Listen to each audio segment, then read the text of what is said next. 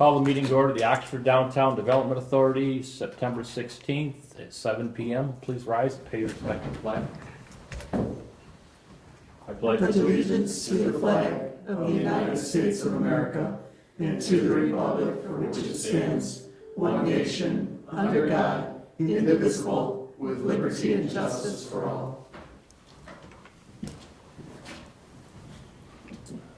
Roll call. Catherine, do you do the roll call, please? Sure. Schultz. Here. Charles excused. Powers. Here. Colvin here. Clark. Here. Knaus. Here. Nicosia. Here. Piper. Here. And Taylor. Here. Wow, that's a lot of people. I know. We haven't had this many people in a while. I know, it's been great. Public comment on non-agenda items? Seeing none. The consent agenda, we could have the approval of tonight's proposed agenda, please. I'll make a motion to approve the proposed agenda. I'll second. Been moved by Colvin, seconded by Powers to approve the agenda. Any questions? All in favor? Aye. Opposed, the same thing? Motion passed. The approval of the meeting, August 24th meeting minutes, the police report, and the code enforcement report. I'll make a motion to approve the August 24 meeting minutes, the police report, and the code enforcement report as filed. Second. It's been moved by Powers and seconded by Colvin. Any other questions on it? All in favor? Aye. Aye. Opposed, same thing. And financials?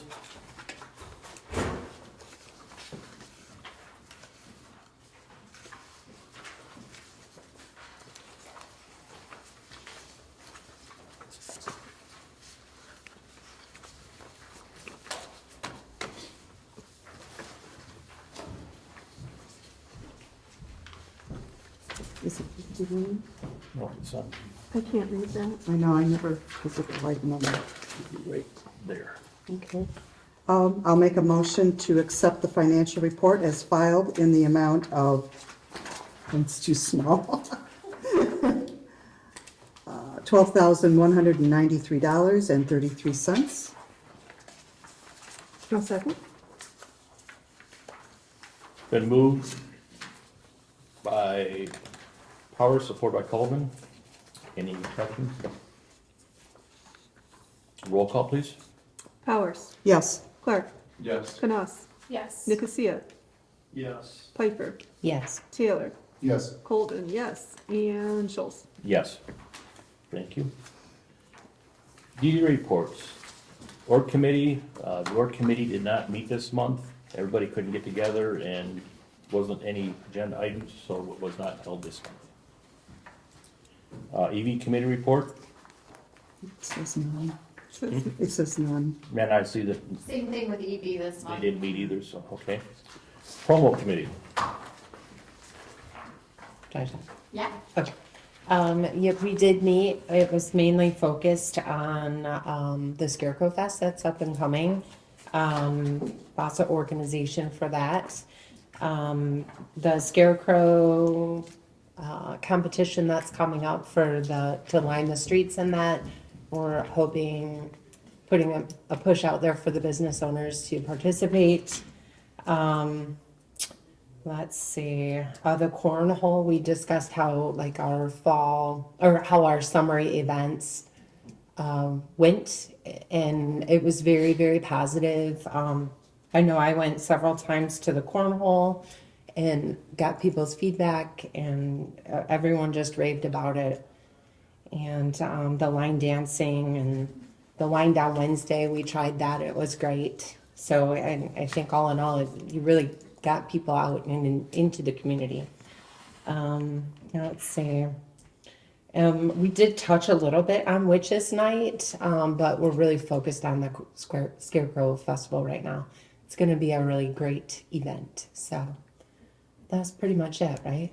Yeah, if I could just add just a couple of things. We did chat a little bit about Oktoberfest and Fall Decor, and both of those things took place Friday and Saturday this past week.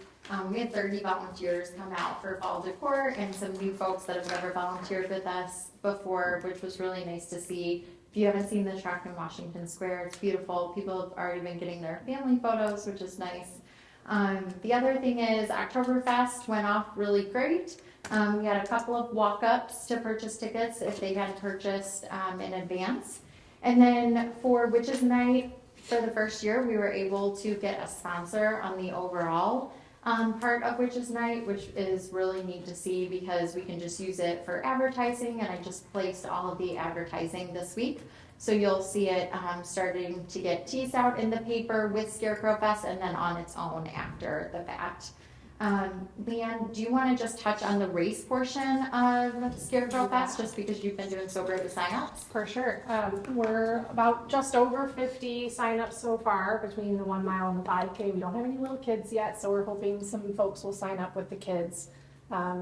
But we are expecting 300. That would be kind of growth from the last 2 years. So, and typically with these smaller, local races, people wait till the week of and the day of, see what the weather's going to be like and everything. So we think we can still get there, and everything else is kind of moving along nicely. So we're excited. Yep, you will see an advertisement in the paper on Wednesday with that QR code where people can sign up for the race. So we do think that that will probably help signups as well. Our partner on the race is Hotworks. So even though they're outside of the district, they really wanted to be involved this year. So it's really nice to see some partners come from outside of the district and really get involved in our events. We also did sell out completely for Scarecrow Fest sponsorships, with the most that we've ever had before, with Oxford Bank taking on the title sponsor. But we have a ton of new businesses sponsoring. I mean, I just had to go and print 30 sponsorship signs because we had 30 sponsors for this event. And we are at over 60 vendors that are now paid. So thank goodness we're shutting down Burdick Street because we're going to need a place to put them. So it's we also got asked to add a cornhole tournament. So I think that this brings out maybe people that don't even have kids to enjoy the event. And then we're going to partner with some of the breweries on wristbands that will get them discounts on drinks and hopefully drive traffic into those businesses as well. And I'd be happy to share the registration link with anybody if you want to share it on your personal pages, business pages, because that's the first event of the day. So, I mean, if we can get 300 people down here right from the get-go and they bring their family and friends, it's just a great crowd to introduce to the day. Absolutely. Very good. Thank you. Any other questions? Thank you. Design Committee. I wasn't there, Kelly, I'm sorry. Oh, I'm sorry. Okay. So Design Committee, we went over Christmas, which is hard to believe that we're already talking about Christmas, but I have a planned meeting with Excel next week to go over lights and everything that comes with that. We also went over all of the fall decor because it did take place the week prior to all of our fall decorating and the truck and things like that. So that was a big part of the meeting. We do anticipate quite a few grants coming in for signage, just because we've had some new businesses in town and also other businesses moving around downtown. So we think that that'll come in for this next meeting. And then we did discuss a project for Christmas to enhance the experience for Soup and Sweet Stroll and do a festival of trees this year, where we would set up 7.5-foot artificial trees in the park lit, and then have the businesses come in and sponsor each tree and do their own decor. We got really good reception and feedback from the design committee, so we're hoping that once we push that out as a sponsorship opportunity, they would stay up in the park for the remainder of the season, but it would also get people hopefully downtown taking pictures, not just on Soup and Sweet Stroll, but throughout the Christmas season. Coupled with the rooftop lighting and then how the windows are decorated downtown, we really do feel like we'll be able to pull more people in. And that was it. Marie? Kelly? So those trees would replace the ones that were individually at the businesses last So year? we would do, the businesses would still be able to utilize those trees if they wanted to. We were not gonna ask for those back, but we wanted to do something in the park to try to draw more people in town. What could we think of that is not just a one-night thing like Soup and Sweet Stroll, where maybe people would come out and take individual pictures with or enjoy the park and walk around and things like that. Great. Any other questions on that? Very good. Executive Director's Report. I already gave you all the info. So we were able to place 3 additional businesses downtown. So with our relationships and with people reaching out to the DDA, when they're either starting a business or looking for new space, we were able to put pieces together and get 3 more businesses downtown where Modern Marketplace decided to, condense their space. I was in Wild and Rooted today with Heather. She's been trying to come down for just a couple of years now. And so as soon as that space came up, we were like, this is perfect. I walked in today, I'm like, okay, did you work all night? And she goes, yes, literally. And it's beautiful. So if you haven't been in there, that one, Scott's Toys on the corner there, and then Cassandra and Co. that moved in the front. I mean, it's just really amazing what they've done with the spaces, and Les Thomas has been great to work with and helped with all the walls and the construction to take that cost out off the businesses, which has really been wonderful. We've been working a lot with the new Fatouche restaurant over here. Wes is wonderful. Him and his dad just opened last month. And we've been really trying to work with them on their posts and social media and things like that, letting people know that they're here because they're not from the area. They come all the way from Dearborn and Canton every day to operate the restaurant. So we're excited to have them in our community as well. We worked with Oakland County on the continued ARPA funding and all the reporting that goes into this with the projects. It's a lot of work on my office and on my side with me and Kimberly, and Pete's been involved, but just making sure that everything is coordinated and we're keeping really good track since it is a federal grant. We also worked with Thrive through Oakland County to set up a digital class for businesses that's coming up next week, and that's free to our businesses. And then Decorated for Fall, like we talked about, Oktoberfest, vendors, Cornhole League wrapped up. And then we also were able to put Eric from the county in touch with a few more of our businesses to get them set up on OC Main Street, which is our e-commerce platform. And so that's been doing really, really well. And there's a big push for Downtown Business Day, which is coming up on September 28th. And I'm excited to see how many people we can get out here for that, and then also online to shop as well. So very busy month, but honestly, nothing's changed, right? I did put in there too, the event lineup for Scarecrow Fest if you haven't seen it. And then Lake Orion was nice enough to let me copy off them, but I was able to use their format and do a fall event and a winter event. So you'll see the Polar Expresses on there. Our Christmas market this year is going to be hosted at the dealership inside. So we're going to do the Polar Express to the dealership. Santa's going to be there. So that's really nice that everything will be inside. There are some vendors that we were hoping to get in the past that just couldn't make it outside for the 3 hours. So we're excited that it's an inside market this year, and it's also different from the high school's big craft show that they do, which it was on the same day last year. So we think that we'll get even more folks out this year. Very good. What are the times for the Christmas market? So I didn't put any times on there yet. Last year it was 10 to 3. Okay. And that we ran 8 rides for the Polar Express on the trolley that day.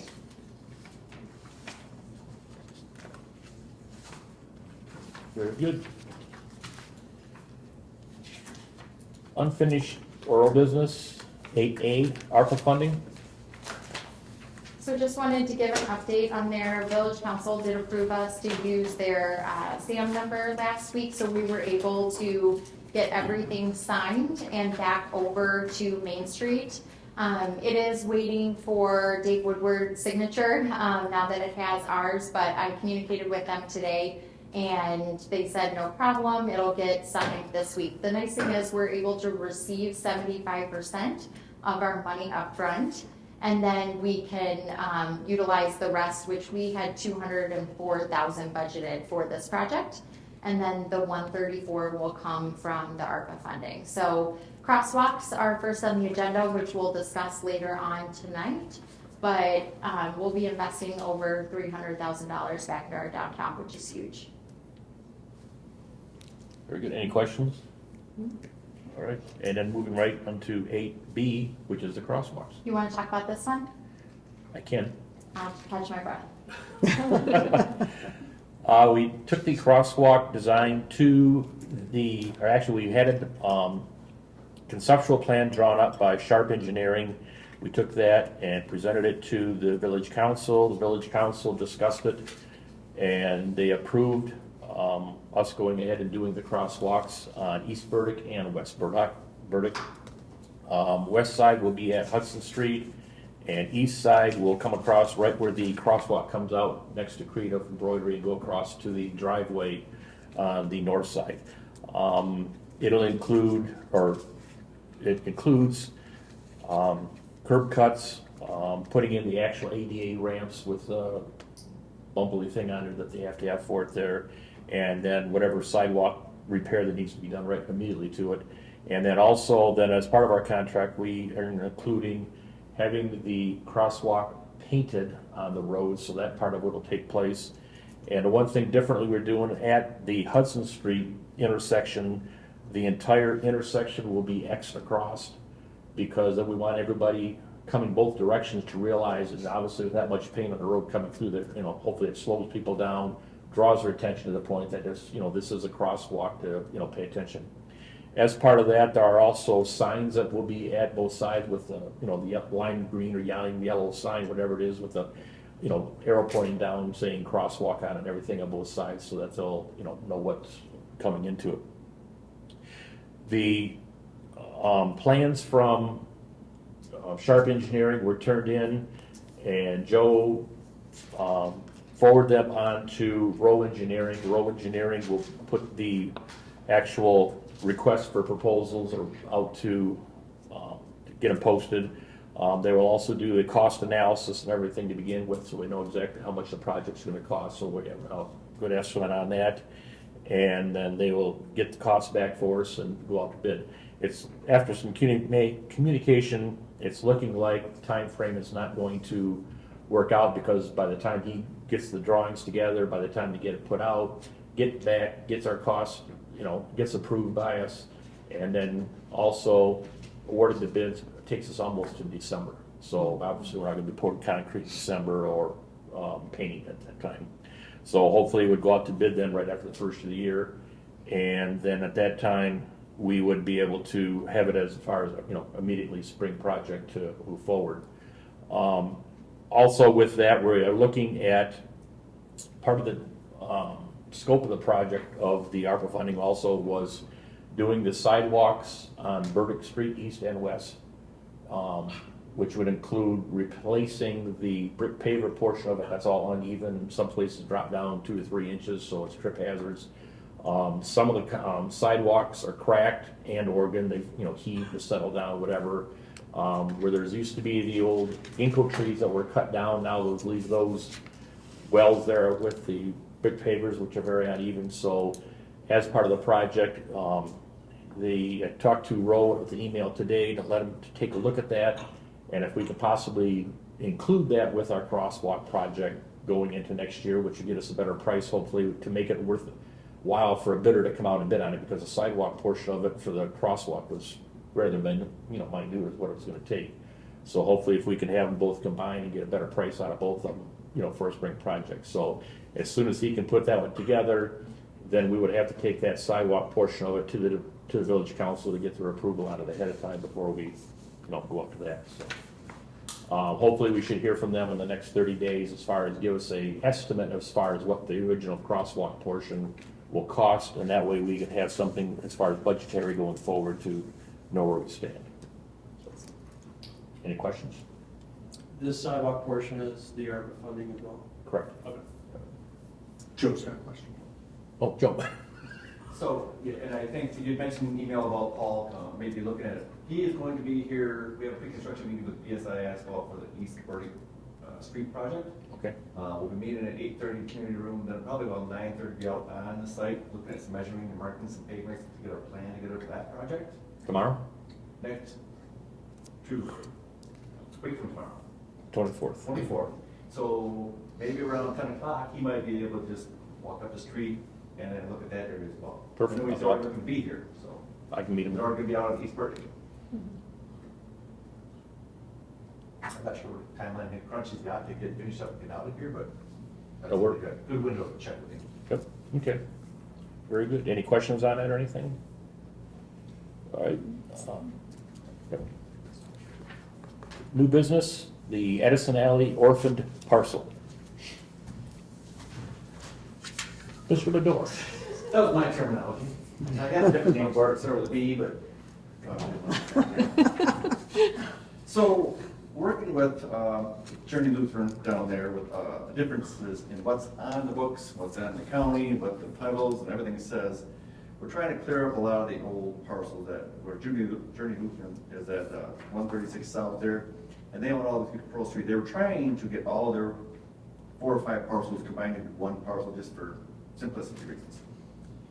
They're gonna end up with 2 parcels because the back part of their parking lot, those portions out on Pearl Street are on the outside of the boundaries of the DDA. The DDA boundary goes along Edison Alley there. You can't have parcels that straddle the DDA boundary line. So we'll get them down to 2 parcels, but throughout the whole process, we're now redoing our legal definition, legal description of Edison Alley. And through that process, Mr. Kennedy, who was looking at, for doing the survey, came across that one parcel on the map highlighted in yellow that for some reason is in the DDA's name. I can only speculate that maybe when they were doing the Edison Alley project, they needed that parcel, or maybe it was already in their name, or maybe they needed it, didn't have the money, the DDA stepped in and bought it. I don't know, I didn't check on it. But it's just odd that this parcel is surrounded by, it's the travel lane of Edison Alley. So while we're in the process of clearing ours up and get a new legal description to get this all cleared, I thought it'd be best to transfer that parcel into this larger Edison Alley parcel, but it's in the DDA's name, so you guys have to bless that. So if not, it'll remain the way it is. We'll have a different legal description, but I figured, why not clean it up? I have no history of when it was purchased, like, or why it's in that name. I don't recall during that time as far as the DDA purchasing property for that. But I don't know if that came from the property owner that was there and that's how he decided to donate. I'm not sure. I know the DDA was kind of the headed up the entire project and putting that together with the village at the time, so, good question. Any comments, questions? Thoughts? So is the rest of this alley, it's all in village name already? Yeah. It's just this one little spot? Yeah. Do you know what approximately size? No. I just highlighted the boundaries of the aerial. I didn't measure how many square feet it is or anything. I did not measure. I just figured the pictures were 1,000 words. I just went that approach.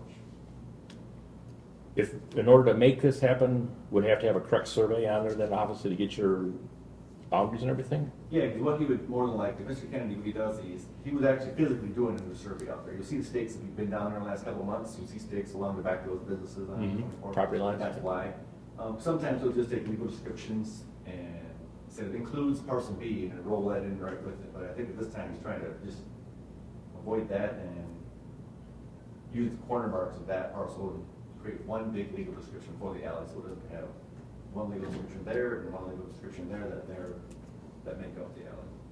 And the village would be paying for the survey on the Yeah, thing? we're already paying for it already. It was a little strange setup. If you looked at the Oakland County aerial, it shows that the village owns south of that half circle, semicircle there, down through the church parking lot, down through there where there's playground equipment, it's all the way down to Marketplace Mall. That's what the county showed, that we don't have. Then the church did some digging around and they say they come up some deeds, so they own the alley. So, trying to clear up a lot of stuff.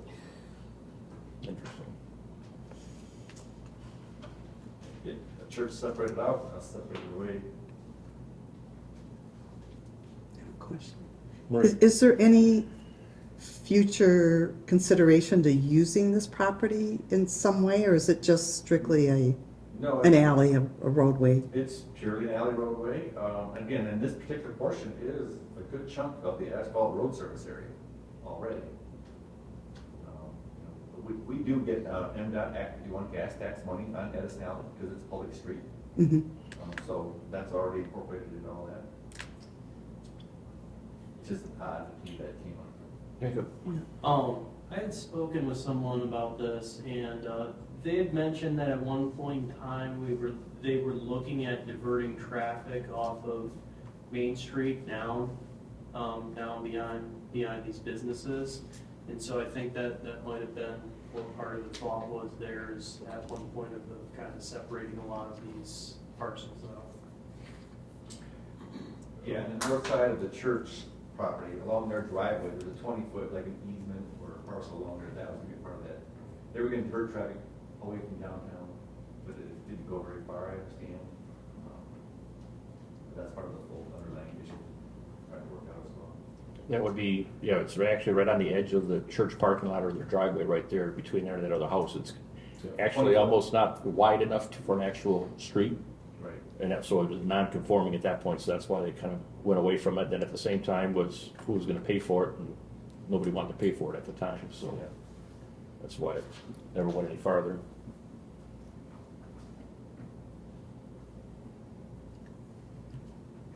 Any thoughts? Questions? See any issue. Is there a monetary amount to that? We'll sell it to you for $1 million. We will cover the cost of the surveying and treating of the property split and filing, you know. The modest cost, we'll probably only have like $500 for doing that. That'd be better than DDA putting up a fence and keep. We got feedback from Tack Gas. Could be our cornhole. I was Right in the thinking middle about of our the road. little sheds, our incubator sheds, you Yeah, know, right there on that piece. about $10,000 at least. Yeah. Oh, I guess leave it out as.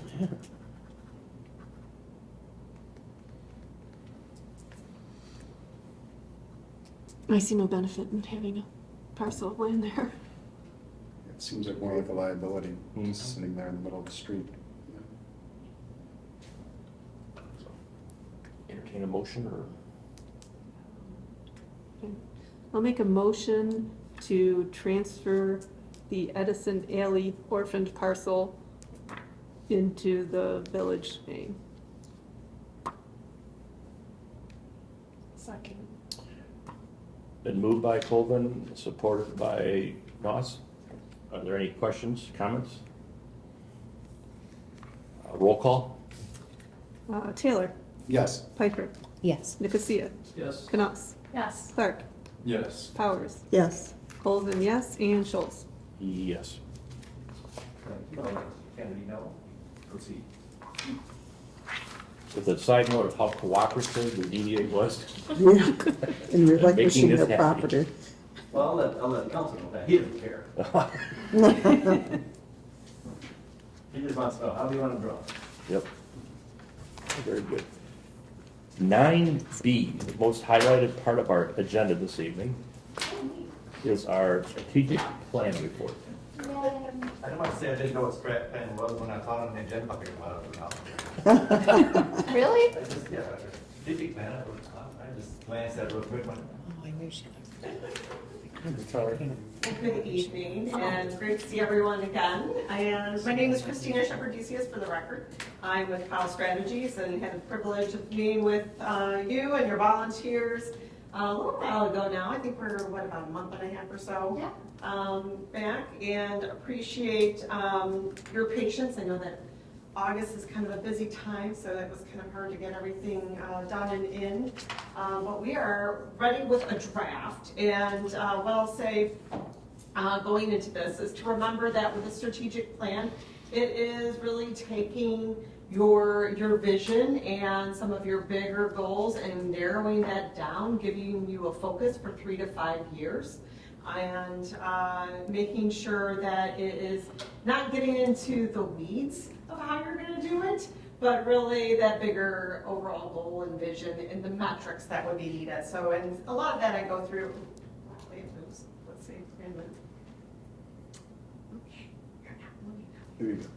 Did it go? Oh, no.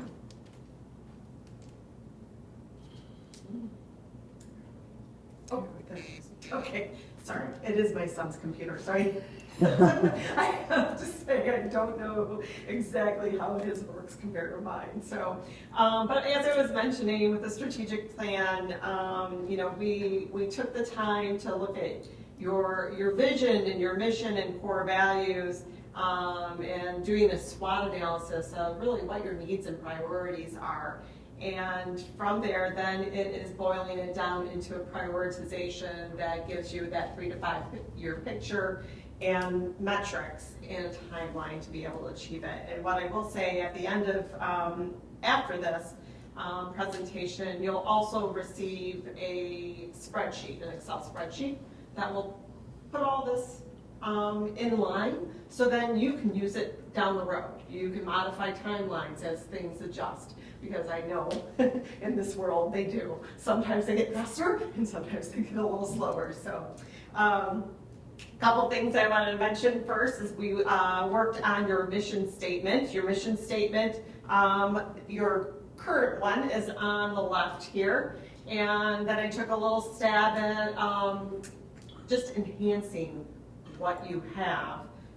So the Oxford DDA fosters a vibrant downtown by preserving heritage, stimulating strategic growth, and enriching the community experience for its residents, visitors, and businesses. And when we're developing a mission, we want to make sure people understand what the organization does. What is it that you do? Who do you do it for? And why do you do it? So hopefully that captures it, just gives it a little bit more, sometimes a few more words that you have to say, unfortunately. But I always like to have it short and sweet too. Sometimes they become a little bit too long. So core values. We talked about core values being those defining elements that help you make decisions, right? They guide your behaviors, as well as help to set really your vision in place. Those top 3 ones that elevated to in the meeting were community, fun, entertaining, because those were kind of pulled together, and welcoming. The other ones on the bottom were still very high, and elements that you might want to consider when a project or a program comes to your table and ask whether or not you should be supporting it, right? So think about these key core values when making your decisions.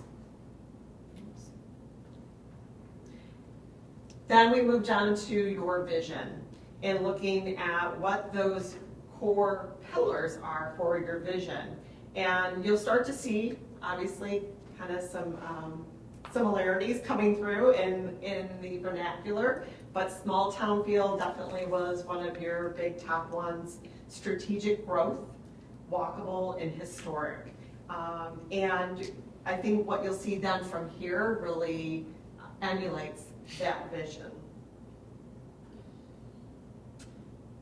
I threw that into a vision statement, nice and quick and sweet, so that way when you're out in the public, you can talk to people about it.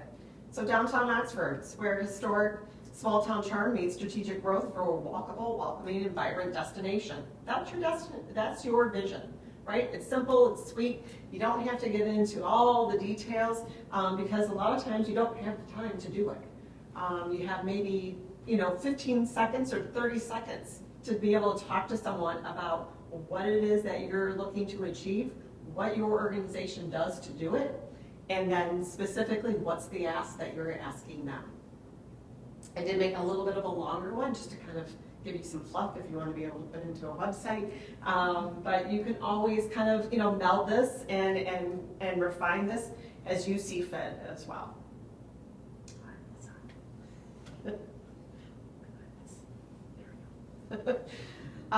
Moving on to your organization pillars for your vision, and this is really talking about the organization itself internally. How are we working? Where do we see the organization going? And a couple of, I don't know why this keeps coming up. I'm so sorry. It's like, go away. There we go. Innovative, passionate, collaborative, engaged, long-standing, authentic partnerships. And I think that really resonates as to who you are, what you're already achieving, but also to continue to strive to get better and better at all of that. I really see it in the things that you're doing and you know, your director, the passion that she puts in, as well as all of the volunteers. You have a lot of great volunteers, and to hear they had 30 people out there helping decorate, that is awesome. Keep up the good work, and you know, keep building those partnerships. The more you do, the stronger you will be as an organization. I throw this one back in here. You may have remember this from our session, but it's always just a good reminder. What is the DDA's role in a community?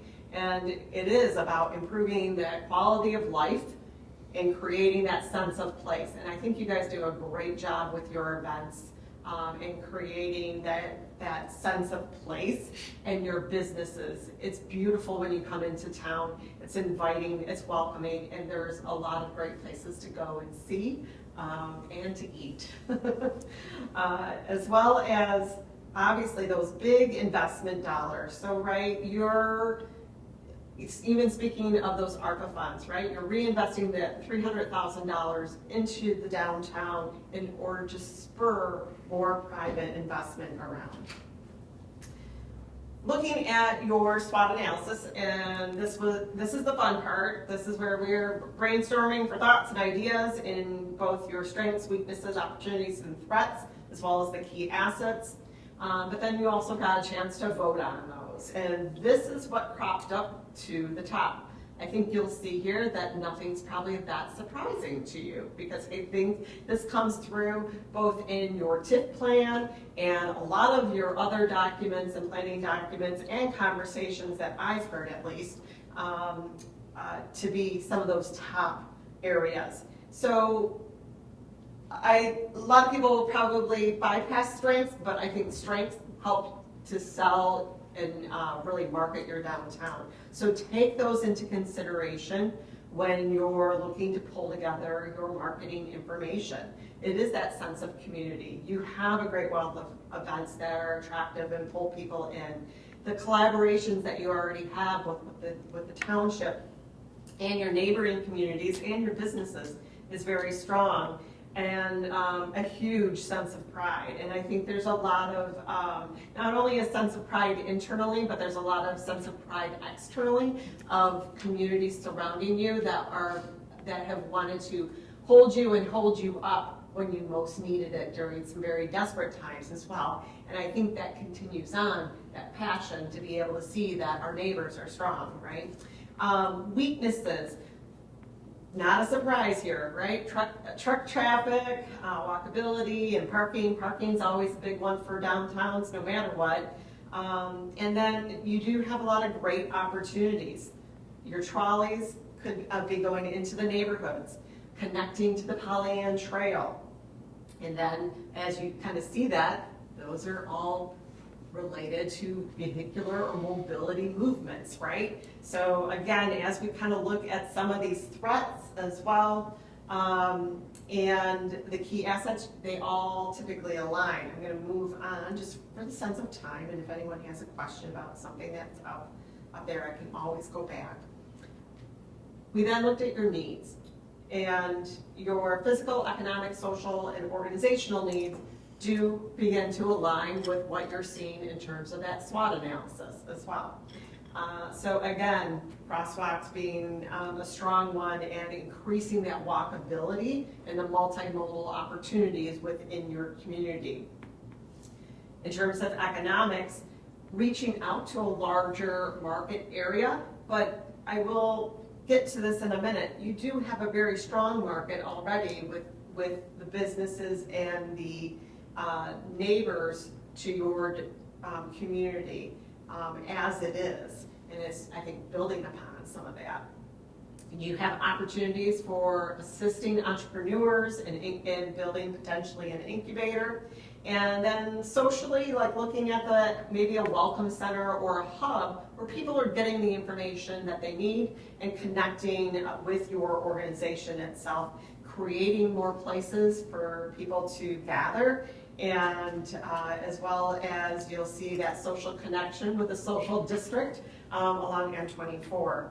Organizationally, absolutely, you're doing a lot of things with not a lot of staff, and you need more volunteers. Unfortunately, that's the plight of most nonprofit or DDA organizations, and you have to find ways to not just always operate on that shoestring with your staff and your volunteers, right? You gotta get more people in place. There's just not enough bodies, unfortunately, sometimes to do the work. And it does sometimes require more bodies. And then I think communication and administrative functions that could be improved or focused on to help to build some efficiencies. You expressed some key goals that you wanted to achieve, and I look at these and question them against your SWOT analysis and your needs analysis. And I think your top three absolutely do. And that's where you'll see that align then with your strategy. Your other ones become secondary because they might be strong as is, but they might need a little bit of work, right? So they might not be your largest strategy or things that you need to focus on at this point in time. I like to boil it down to usually 2 or 3 key strategies. So one being welcoming and walkable. Second one, strategic growth. And then the third one, sustainable. So touching on walkable and welcoming. First, starting off with a walkable M24. I know, I walked out there, get blown by a truck, right? I know that feeling. We want to help to not only create a safe space for people to walk, but an inviting space for people to walk. So creating that welcoming environment to do so. But there's a number of things that you could take a look at in order to improve it. One that you're already working on is those crosswalks. The second one that was discussed is, could we adjust our social district boundaries? And I'll get into that in a second. And then traffic signalization. I was actually surprised to see that there were not more signals coming into the district. And that is part of the traffic problem. You get that huge lineup going out a mile, and then everyone's sitting there and waiting, and then once the green light goes, they go as fast as they can to the next one. When you can actually signalize a little bit more and space out that traffic, give some appropriate gaps, you can really improve traffic flow. I've seen this happen in a lot of communities, unfortunately, that all are along highways on MDOT right away. And that's usually something that you'll have to take a look at and work on and take some time. But I believe that it's not necessarily slowing the traffic speed. It's shifting how much traffic is coming through at one time. Also, just as I had mentioned, enhancing and softening that environment out there and creating place-based experiences for people along that roadway. And I think that is very important. But just as important is your rear entries, because people are parking back there. And that is one of the easier ways that they're connecting and getting to businesses. So you definitely cannot ignore that at all. Moving on to multimodal connections. So again, going back to that Pollyant Trail, that is a great asset. Let's connect to it. Let's promote with it. How are we getting people to and from the downtown to the trail? Look at extending that trolley route into the neighborhoods if it's going to help your community get to your downtown more often. And I think that you have a good rate in terms of how frequently people come into town, but it could get better and it could get a lot stronger. And those are some of the ways that you could do that.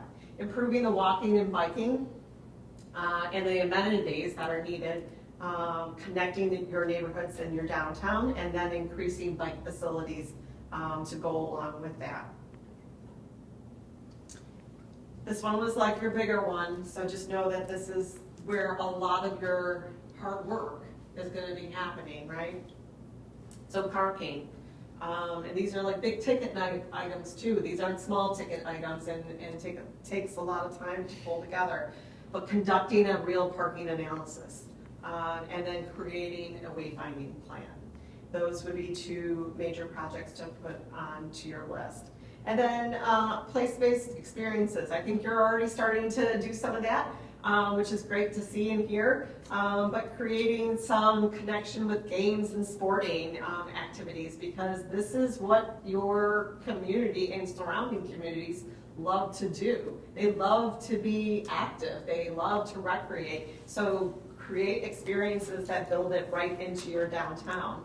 And then kind of wrapping in that welcome center idea.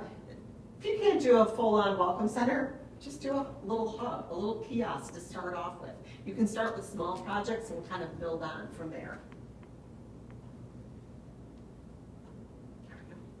A couple examples in terms of multimodal samples.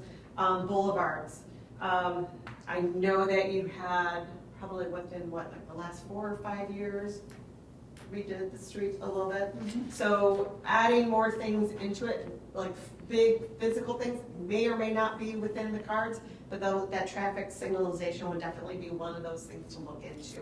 But boulevards, when you're seeing wide streets, boulevard opportunities help to make it more walkable for those crossing those wider streets, those faster feeling streets, even though it's really not necessarily super fast, it's just that it's heavy traffic that's coming through. But also just some fun ideas for creating walkable spaces and crosswalks. You can see there's like crayons, and we did this one in Dearborn, right, that's actually like the parking structures right there, and a bunch of businesses over on the other side. So making sure that as people exited out of the parking structure that they weren't getting clipped by a car coming across, because a lot of people just ran out of that parking structure to go to the businesses. So things that help to draw people's attention is important. It's funny to pick up stuff. A couple other examples, multi-use paths. In terms of that multimodal opportunities. Also shared roads. So just as simply as marking roadways as meant for both bikes and cars. An opportunity that I saw by just looking at the map, this isn't anything like, hey, I laid this out. So please don't take that. But you could add some directional signage coming from the Polly Ann Trail, and to and from, obviously, down into the district. Along, do you see it, Lark Street? No. Yeah. And then also that could be an area where it could be a marked shared roadway, because it is a little more residential, but it is somewhat commercial, right? So you've got some kind of mixed traffic coming through there. And then at an endpoint, creating a space where a lot of bikes can be parked in a fix-it station. So, don't just locate your fix-it stations on the trail, locate them in the downtown. So it gives people, just that other opportunity to be able to come into the area and know that they would be able to do it safely and with some help. Some great urban street design guidelines are there with NACTO, so you can always click on that link to go and check out more examples. Social district. So, we did find out from Ferndale as to, they have very similar situation, right? They have Woodward Avenue, M1, and when they originally created the social district, they created two boundary areas, and people could not cross over M1. Few years later, they have amended that boundary, sent it back to the state for approval, and it was approved. So, while yes, Okay. while yes, there is in item 1, it says alcoholic liquor shall not be consumed on the public highways. When you're reading that, and you read a little bit more in-depthly, it's about motor vehicles not consuming on the highway or parking on the side of the road and drinking on the side of the road. Okay, so I think that's where the difference is, and I think that you have a case study to be able to say, hey, you approved it in Ferndale, why not here? I would say, go forward, amend your boundaries, send it in, see what happens, right?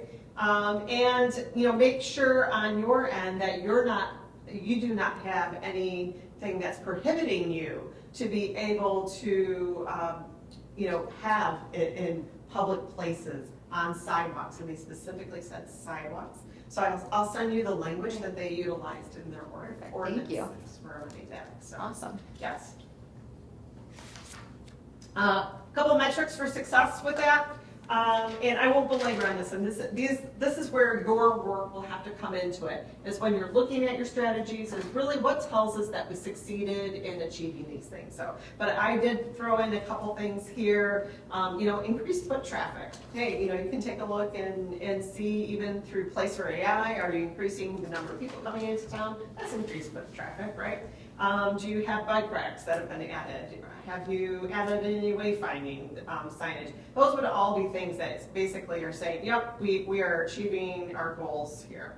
I put this on a 1 to 5 year stretch because there are some big items in here, and just kind of giving you a feel for the timing for doing this, right? Quick, easy things. You're already doing the crosswalks. Get that social district boundary amendment done. Those are quick, easy. You can start to add in some outdoor seating activities and amenities, okay, a little bit more. And then work on your parking analysis and your wayfinding plan, and then go into your multimodal connections. So don't feel like you need to do everything all at once. Moving on to strategic growth, downtown living was definitely one of those top ones that came up. And there's a number of things in order to get downtown living going, but conducting a housing analysis, identifying key priorities, or properties, excuse me, for mixed-use development. And I always really emphasize that. Know where you want to put it, and tell people where you want them to put it. Don't wait for them to come to you. And you might have to conduct a site analysis to help with that development process. But then it's about educating and building potentially maybe some incentives in order to get that investment happening. What I can tell you, and every community will say this, is that why do we have to, you know, provide incentives for somebody to do a housing development or mixed-use development here? Well, guess what? To financially make it soluble, you need to. It's hard. It's hard as a developer. And, you know, a lot of people will coin a developer into like, oh, they're just gonna be making a bunch of money, but they can't get the financing. If they can't get the financing, you can't get a project. You need to help them get the financing, help them and build incentives in order to help fill the gaps. But those incentives can strictly tie to what you want to see. That's the carrot, right? You get what you want out of that. Building out a market profile that you can put out there and work with developers and talk about these talking points and really targeting them. Next, moving on to entrepreneur growth. And you know, my feeling is that you don't have a lot of vacancy right now, which is a great thing, but let's be prepared for when there is a vacancy, right? Let's not sit idly by. So do make sure to do a business mix and product analysis. And I add in product because I think it's taking a look at that market information from the county as to where people are leaving to go. What are they buying? We just have one done with Eric. Oh, good, Yep. good. And that's where it's like, okay, it's not just about the business, but what are businesses offering in terms of products? Is it really covering what you need? And then develop a recruitment and retention strategy. And I threw in retention because I think it's about retaining these great businesses that you already have and not losing them and making them hopefully lifelong businesses here. And coupling that, build out that market profile to help to really showcase your community and the successes that you have in place. And refining your business assistance program. I did go to your business assistance program online and there was nothing there. So make sure you start to spend time on what is that. Even if it's just some of the networking events that you do, throw those up there. Start to, build that out and define how you're going to help businesses in the future. Not just those who are looking to locate, but those that you want to retain here. And then devise a plan for your incubators. I think the worst thing that I see is that people jump into, ooh, incubator, so cool, exciting. It's a business. Please put together a business plan. You have DDA businesses here on your board, develop a business plan. You have Main Street Oakland County, develop a business plan. They can help you with a lot of those things. And then building and expanding your market research, looking at that market analysis, information they've already provided, and do a strategy. How are you going to build out? So if 70% of your community is already really just that close-knit area, do you really want to be spending 50 to 75% of your time on those outside of that 70%? It doesn't make sense. You need to continue to spend a good amount of your time in your current market area and start to build a network that grows outward. I would also do an event analysis, and it sounds like you've already started to do some of that, and how your existing events can meet your target audience. And then building out those place-based experiences that kind of ties together. So just going back to identifying key sites for mixed use and housing, like I said, know where what you want, where you want it, what's possible, and the gaps in how you can assist. In your profile, your market profile, include these top items. These are the things that developers are going to want to see. And looking at that market area. So again, 70% of your visitors are coming from Oxford, the township, and Lake Orion. This is where you're going to spend a lot of your time marketing. It is. Now, to grow beyond that, you need to strategically look at, and I think getting a little bit of a deeper dive with Oakland County on that as to what's our next areas that we want to target. Don't scatter it. Be very specific and strategic with that. Just like my big juice. Business opportunities, going back to that, where people are going in terms of your competition, but also looking at what that sales leakage is in terms of fast food, quick serve, and grocery. Those businesses that were desired, that were expressed, and that match up to really your market analysis include that general merchandise and grocery, the food and beverage, quick, fast, fresh items, and then retail. So like thinking about clothing, athleisure wear, right? Sports apparel, things that align with recreation. Some sample market profiles that I threw in here that I pulled together for Birmingham when I was there. But that helps to kind of just paint that picture and make that sale, not only to developers, but also to businesses coming in. When looking at your events, just making sure that you're looking at events from a couple different perspectives, right? When are they happening throughout the year? You don't want all of them to be events that just build awareness and recognition. You might want some that ring the register, right? And then others that are just community goodwill. So making sure you kind of have a balance of those and looking at your schedule. And then also, as I had mentioned about enhancing those existing events to reach your target market. And the one thing that I just noted, just for me personally as a consumer, I love going into websites and seeing what's happening throughout the year. I couldn't see that. I could only see what's happening for the next quarter.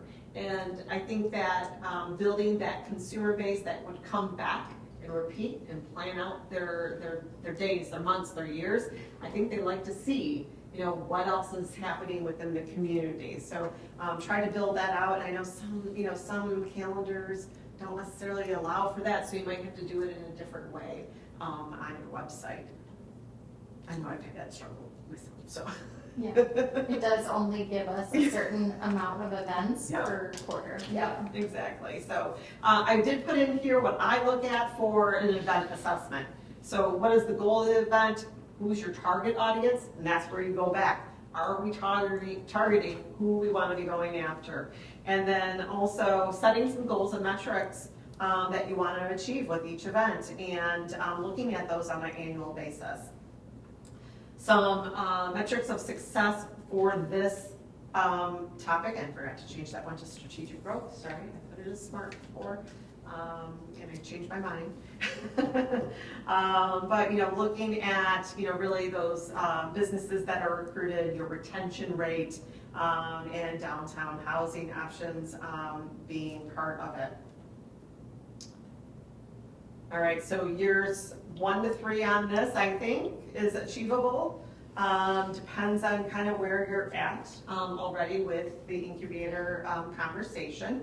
But, to know that some of the things that you need to do early on is really those analysis items. And then building off that strategy and building some programs that go along with that.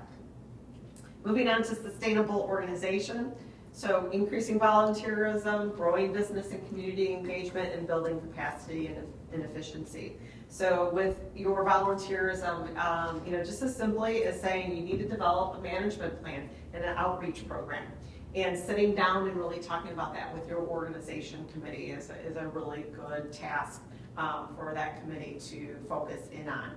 And then also for business and community engagement, and I think this is for not just business and community engagement, but your partnership engagement too. But creating a communications and marketing plan for that, looking at those audiences and really how do you reach all of those audiences. And then building on capacity and efficiency. I think that in order to continue to grow and really sustain what you're doing and be a sustainable organization, you really do need to look at going from 1.5 to 2 full-time positions. And then assigning champions and project leaders amongst your volunteers. That helps to really lighten the load and get leadership in place and grow leadership. So those are volunteers that could grow into becoming a board member down the road. This is all about building future leadership. I can't tell you how many people I've seen come through my volunteer doors over the years, and they've gone on to amazing things. They've gone on to being city and village managers, but it's just that is what DDA is a great breeding ground for building communities and really leverage that. There are areas that I think that can help you. I think it was noted that purchasing was potentially sometimes difficult, so creating your own purchasing policy and procedures in order to do that. And then continuing to provide tools and resources for your boards and committees, training them often, and then establishing a capital improvement plan that will help you really target and align with your strategy with those multimodal improvements. And from that, you can define what funding is really needed. So what do we need to go after? What grants do we need to go after? What money do we need to put aside in order to be able to build for some of these projects? All right, so that was a lot. I'm not going to kind of labor on some of this stuff because I've already said it. But areas of training opportunities, definitely continue to train board and volunteers, committee members about your TIF plan, any policies and procedures you already have in place, as well as ones that you need to build upon, and then financing and budgets. Those are always topics that always seem to trip people up, and anyone who's new, they're just not going to know. You need to tell them. So, couple funding ideas, and these were just things that I kind of pulled off after doing some searching. But AARP actually offers a placemaking demonstration project grant. And then kind of a fun twist on building entrepreneurs in Detroit Soup, if you haven't heard of that. But basically, they do like a, it's basically like a small little lunch, soup, salad, bread, and invite businesses to come and pitch ideas.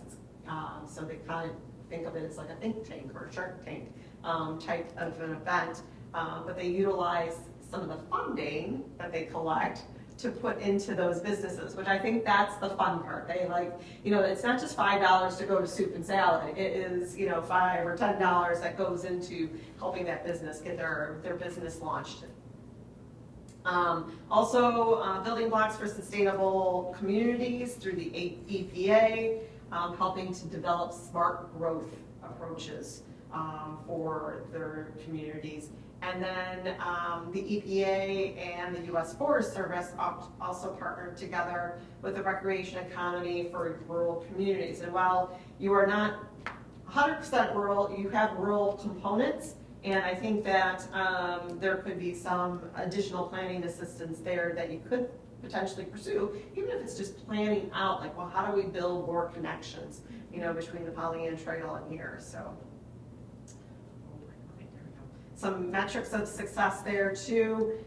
So your volunteer hours, making sure that you're getting out and visiting businesses, and how many attempts are you doing at that? It might not always be successful. We know how busy businesses are, but those are all important things. Again, I think between 1 to 3 years to be able to complete a lot of this. And, it's making sure that the committees are focused on these projects and tasks at hand, and building out the kind of the outline for it a little bit more. So as I mentioned before, I'll provide you with a work plan after this, and this will include some of those metrics of success, aligning those, but then you'll just have to kind of flush it out a little further, and then discuss the timelines. My timeline might not be your timeline, and you might need to adjust it, and believe me, I won't be sad or anything. These are just my suggestions based upon what I know is potentially achievable. Other than that, this is kind of a typical action plan sample. I don't know if you already used something similar, but just want to say thank you for the opportunity. It's really been a pleasure to get to know you better. I grew up in Clarkston, so I know Oxford already, but I feel like I've gotten reacquainted and just love what I've seen happening here. So. Any questions that you might have, or anything you want me to go back to?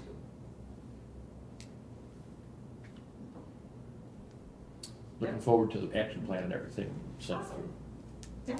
And I will check up on you guys in a couple of months, see how things are coming along, and see if you have any stumbling points, and we'll always circle back. So I'm always open for a phone call or text. Yeah. And Kelly knows how to get a hold of me. So, all right. Well, thanks.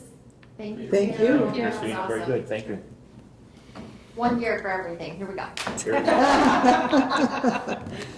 Trying to give you a little bit of grace there. Breathing room.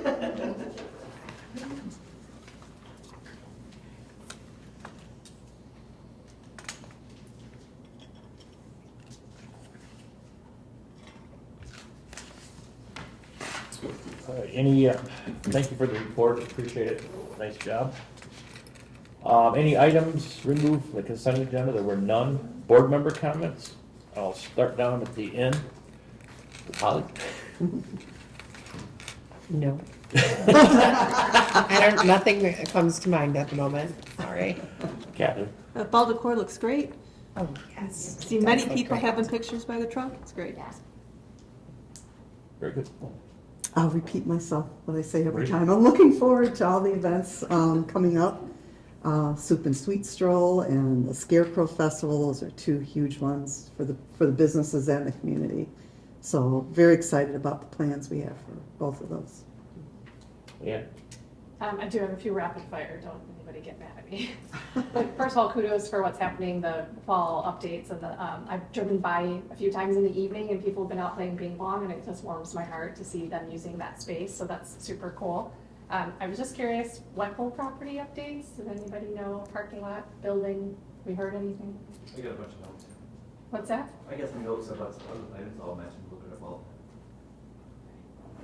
And then a Good Egg, I wondered when they're opening. We did chat with them this past week when their sign was going up, and I said, can I please share an opening date with the community? And he said, as soon as we have one, you will know first. And I said, okay, but no opening date at this point.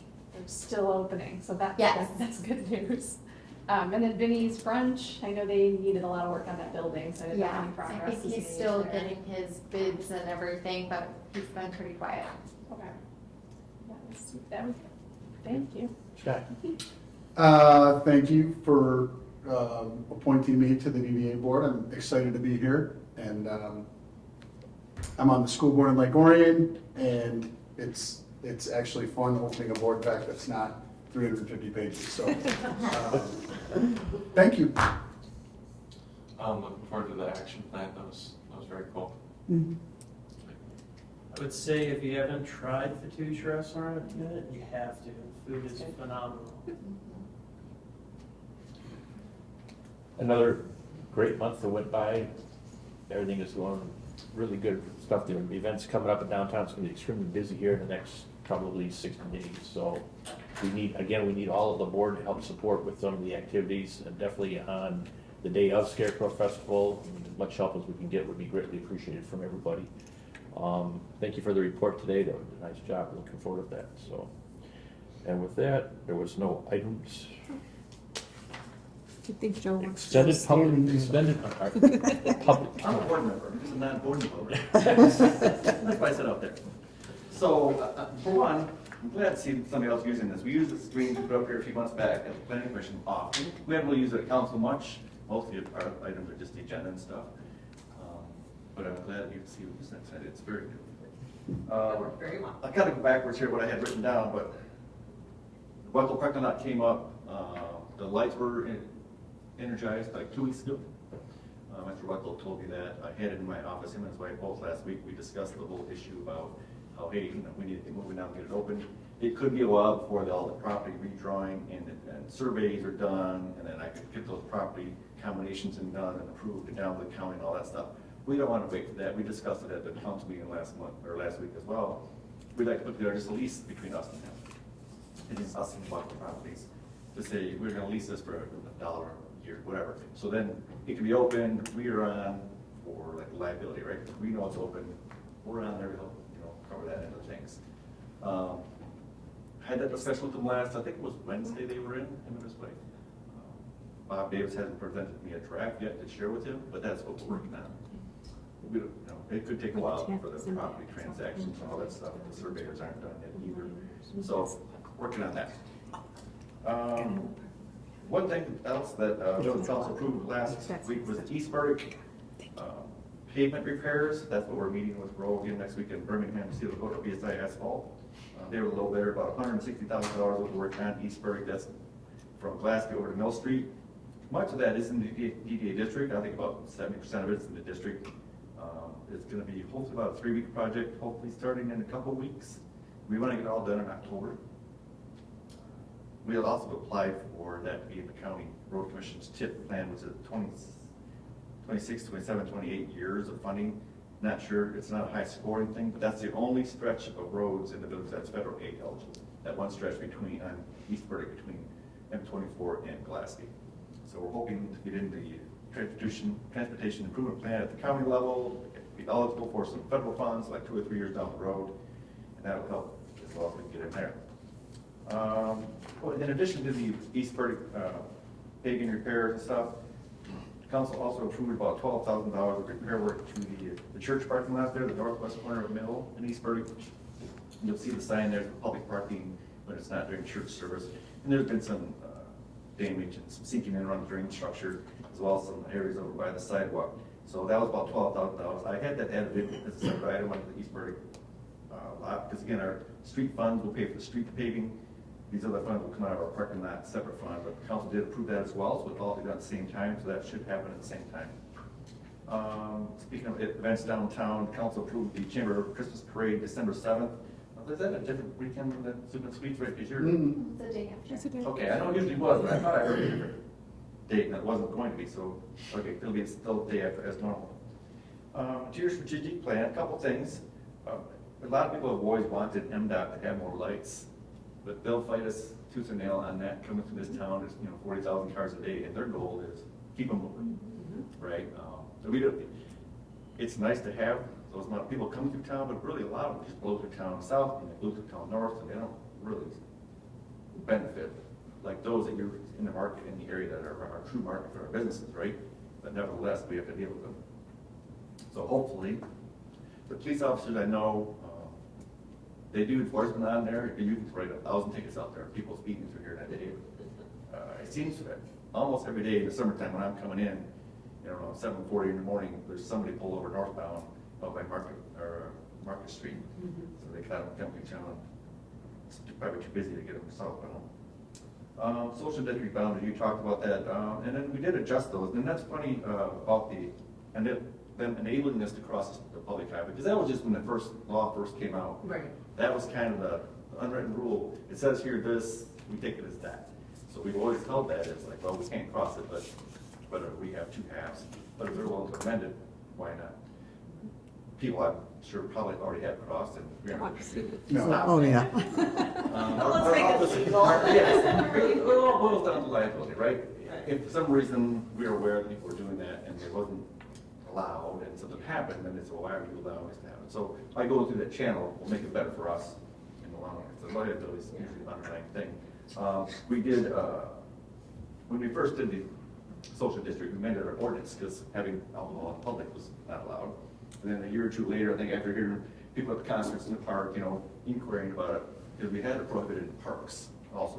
So I think it's only been one summer now, two. that We it's been- actually asked for the ordinance to change 2 ago, so this was So our it's been- second okay, full so- season alright. with it in the park. So they amended the ordinance to allow it in Centennial Park, still not in the other park, the other side of town. It's not connected anyway, so it really wouldn't be hard to do, but just make sure it's clear. So they did allow, it was already within the boundaries of the social district, but it was prohibited in that section. So they did go and amend that ordinance for that as well. Again, maybe no one ever had a coffee cup with alcohol in it at the concert, but maybe they did. And then to your other point about the residential developments and things like that, we've had a project that the planning commission last month that's coming back tomorrow night for a 3-story, 12-unit apartment building just on the north block of downtown here. Had a little bumps and everything wasn't quite ready last month, so they tabled it. So hopefully tomorrow night in this very room, a 12-unit, 3-story apartment building will be approved just north of East Street, next to Oxford on the road there. Again, we all know that that's an amenity needed and desired. And that part of town, it's been vacant lots for a long time. A couple houses north of that are just some rental homes, I believe. So that part of town needs some love. So hopefully that goes through it. And it's one thing to get the planning commission to approve the site plan, it's another person to get their financing around and get it built. So hopefully something.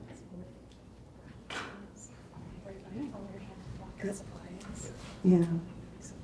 All right, thank you.